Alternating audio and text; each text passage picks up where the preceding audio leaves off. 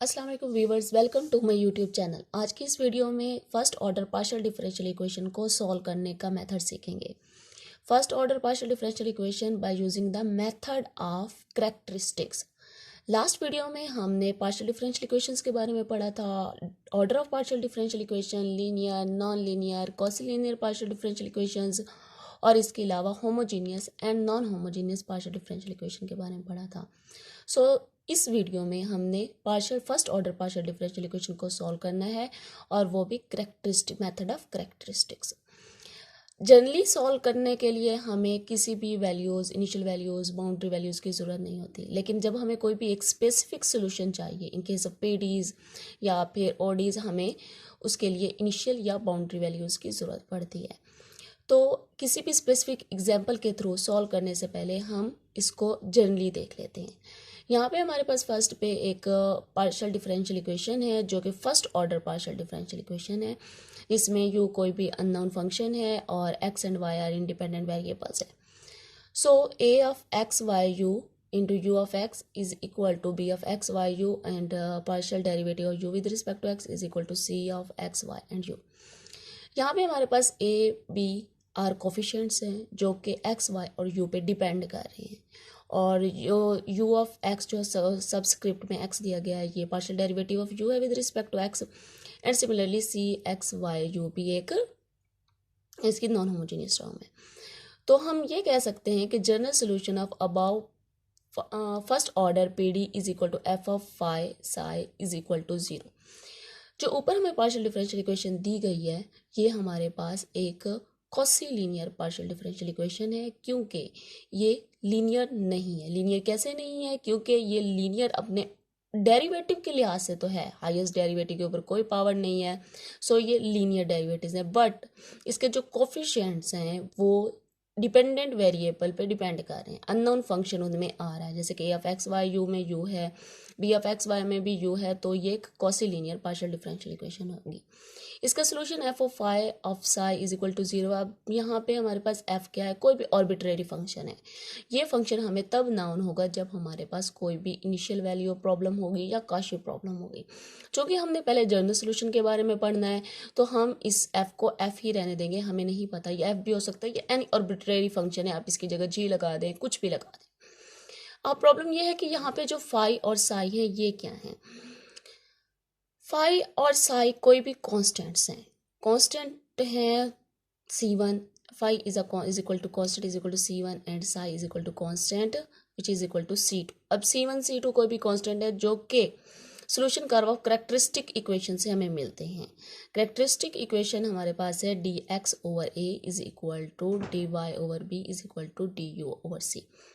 यहाँ पे a जो है वो ऊपर कोफिशिएंट है एक्स टर्म वाले के साथ, p जो है वो कोफिशिएंट है partial derivative u with respect to y का, और c जो है जो कि उसकी राइट साइड पे है।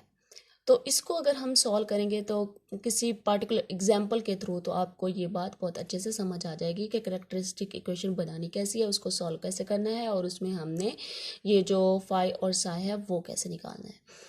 अब नेक्स्ट हम मूव करते हैं specific solution of first order PDE. Specific solution of first order PDE can be determined by formulating an initial value problem और अ काशी प्रॉब्लम। यानी कि हमारे पास जो फर्स्ट ऑर्डर पीडीई का सोल्यूशन आ सकता है, स्पेसिफिक सोल्यूशन, वो या तो फर्स्ट ऑर्डर पीडीई के थ्रू आ सकता है या फिर या तो इनिशियल वैल्यू प्रॉब्लम अगर हमारे पास हो तो तभी हम कोई स्पेसिफिक सोल्यूशन निकाल सकते हैं, या फिर जो हमने ऊपर एफ कहा था कोई भी आर्बिट्रेरी फंक्शन है तो वो हमें इनिशियल वैल्यू प्रॉब्लम अगर कोई दी गई होगी तो हम उसके थ्रू ये चीज़ निकाल सकते हैं, या फिर काशी वैल्यू प्रॉब्लम हमारे पास हो। इसी चीज़ को हम एक पार्टिकुलर एग्जाम्पल के थ्रू समझते हैं। General solution of first order PD. यहाँ पे हमारे पास एक क्वेश्चन दिया गया है y partial derivative of u with respect to y minus X into partial derivative of u with respect to x is equal to 1। पीछे हम लोग पढ़ चुके हैं कि इसको सॉल्व करने की first order partial differential equation है जो कि लीनियर है, linear first order partial differential equation है, और इसको हमने सॉल्व करना है बाय यूजिंग करेक्टरिस्टिक मेथड। तो हमारे पास करेक्टरिस्टिक इक्वेशन है dx over a is equal to dy over b is equal to du over c। जब हम इसको अपने क्वेश्चन की फर्स्ट ऑर्डर पीडी के साथ कंपेयर करते हैं तो हमारे पास जो u और partial derivative u with respect to x के साथ टर्म है, कोफिशिएंट है, वो हमारे पास a है which is equal to -x, और जो partial derivative u with respect to y के साथ टर्म है, कोफिशिएंट है यानी कि y, वो हमारे पास b है, और जो राइट साइड पे है c इज़ इक्वल टू 1। ये हमारे पास करेक्टरिस्टिक इक्वेशन के अंदर हम ये वाली वैल्यूज़ डालेंगे a b और c की, देन हमने इसको अगेन सॉल्व करना है। अब हमारे पास इसकी जो करेक्टरिस्टिक इक्वेशन है वो है dx over -x is equal to dy over y is equal to du over 1। इस करेक्टरिस्टिक इक्वेशन को सॉल्व करना है। सॉल्व करने के लिए हमने क्या करना है कि पहले फर्स्ट टू टर्म्स को कंपेयर कर लेना है और उनको सॉल्व कर लेना है, then first and last terms को कंपेयर कर लेना है और उनको सॉल्व कर लेना है।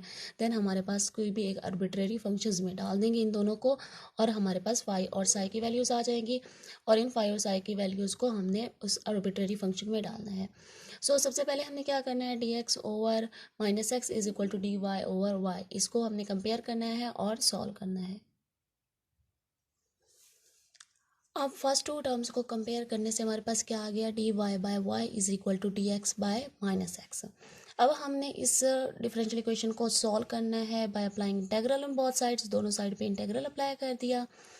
अब हमारे पास जो लेफ्ट साइड है वहाँ पे integration of 1 over y is equal into D Y is equal to integral of -1 over x dx, जो कि माइनस कांस्टेंट है तो हम उसको इंटेग्रल से पहले मूव करवा सकते हैं।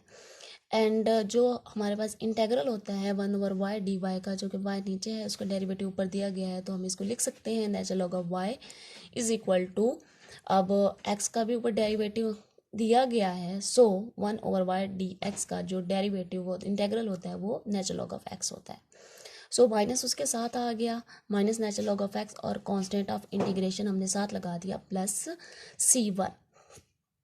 अब माइनस है नेचुरल लॉग x के साथ, उसको उस दूसरी टर्म पे मूव करवाने से हमारे पास क्या आ गया, natural log of y plus natural log of x is equal to c1। By using the properties of logarithm, natural logarithm, तो नेचुरल लोगार्थम के मुताबिक अगर कोई भी दो नेचुरल लोगार्थम ऐड हो रहे हो तो उसको हम लिख सकते हैं मल्टीप्लिकेशन की फॉर्म में। यहाँ मैंने सिंस करके लिखा हुआ है natural log of a plus natural log of b is equal to natural log of a b।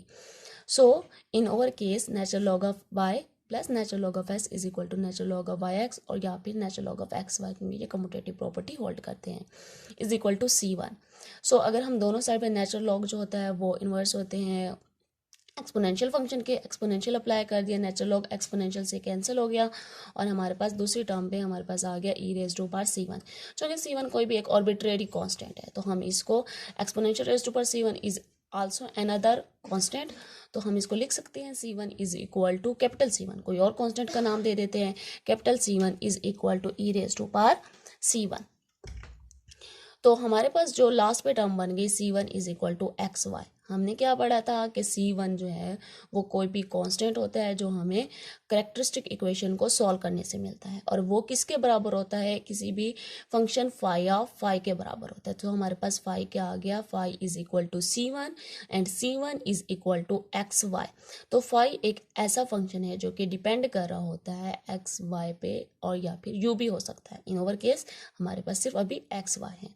अब नेक्स्ट हमने क्या करना है, नेक्स्ट हमने फर्स्ट टर्म और लास्ट टर्म को कंपेयर करना है और उनको अगेन सॉल्व करना है।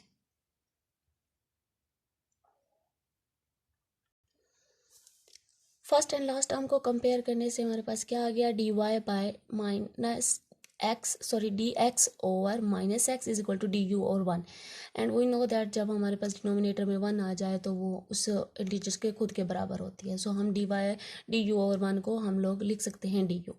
दोनों साइड पे इंटेग्रल अप्लाई कर दिया, अगेन कांस्टेंट माइनस को इंटेग्रल से पहले मूव करवा दिया, एंड हम ऊपर देख चुके हैं कि इंटीग्रेशन क्या होती है 1 ओवर एक्स डी एक्स की, नेचुरल लॉग ऑफ एक्स, और कांस्टेंट ऑफ इंटीग्रेशन c2 आ गया, और डी यू की इंटीग्रेशन क्या आ गई, u आ गई। c2 एक साइड पे रहने दिया तो हमने minus natural log of x right side पे मूव करवाया, तो हमारे पास c2 की वैल्यू आ गई u plus natural log of X, and we know that c2 is equal to psi which is equal to u plus natural log of X. अब हमारे पास क्या वैल्यूज आ गई, साई और फाई की। हमने इसकी जर्नल सोल्यूशन में पढ़ा था कि इसको जो सोल्यूशन होता है फर्स्ट ऑर्डर पीडीज का, तो वो होता है F of phi of psi is equal to 0 की फॉर्म में। तो फाई और साई की वैल्यूज़ हमने निकाल ली, जो कि हैं फाई जो है वो एक्स वाई के बराबर है और साई जो है you plus natural log of x. तो इसको हमने किसी भी आर्बिट्रेरी फंक्शन एफ के अंदर डालना है। F of phi psi is equal to 0, so phi and psi की वैल्यूज हमने पुट कर दी। F of x why you plus natural log of x is equal to 0। ये इसका जनरल सोल्यूशन आ गया। इस सोल्यूशन को लिखने का एक और मेथड भी है, जैसे कि हम लिख सकते हैं psi is equal to phi of F of phi, यानी कि साई जो है वो एक फंक्शन है फाई की टर्म्स का। सो इसको मैथमेटिकली हम कैसे लिख सकते हैं, psi is equal to F of phi. Again phi हमारा एफ क्या है, हमारे पास कोई भी आर्बिट्रेरी फंक्शन है। इस फंक्शन को हमने पहले भी पढ़ा था, जब हम स्पेसिफिक सोल्यूशन निकालते हैं तो या तो हमारे पास इनिशियल वैल्यू प्रॉब्लम होनी चाहिए या फिर हमारे पास काशी वैल्यू प्रॉब्लम होनी चाहिए।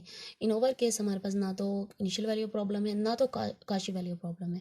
सो हम इसका जनरल सोल्यूशन ही निकालेंगे, जो कि पहला हमारे पास आ गया था F of x why you plus natural log of x is equal to 0, और सेकेंड हमारे पास आ गया U plus natural log of x is equal to F of x Y. यहाँ पे हमारे पास जो सोल्यूशन होना चाहिए, हमने पहले भी पढ़ा था लास्ट वीडियो में, जो सोल्यूशन होता है वो इसका अननोन फंक्शन की फॉर्म में होता है u। तो हमने इसका जो आंसर निकालना है वो u की फॉर्म में निकालना है। तो u